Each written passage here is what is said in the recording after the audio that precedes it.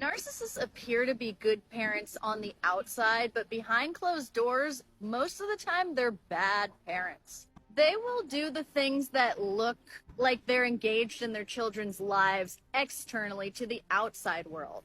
They'll show up to every soccer game. They'll volunteer at the school.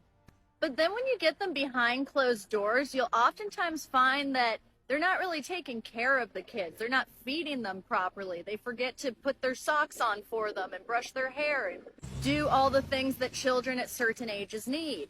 It's because narcissists are totally image obsessed. They don't care about the emotional well-being of their children because the lack of empathy extends to their children. And they have no problem using their kids as pawns. So they'll go against some child custody order, tell the kids they're taking them to Disneyland. The kids are all excited, and then the other stable parent looks like the bad guy because it completely violates the custody arrangement that the narcissist has. Narcissists think they're above the law, so they won't pay child support. That's why if you are co-parenting with a narcissist, you have got to get an agreement in writing through the legal court system and stick to that.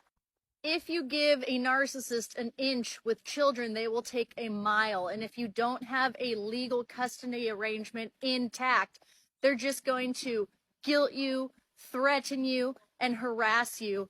Don't do the narcissist any favors and don't expect any favors in return.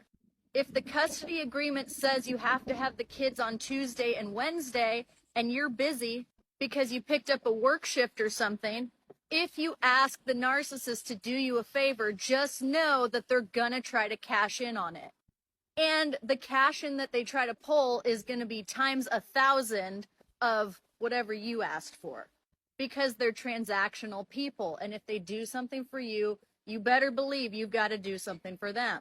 That's why it's best to completely gray rock the narcissist. If you have to co-parent or parallel parent with them, don't tell them what's going on in your personal life. Don't tell them any future plans that you have unless you legally have to. And don't push the conversation forward. The conversation should only pertain to the children. I'm picking up our son on Wednesday at 6 p.m.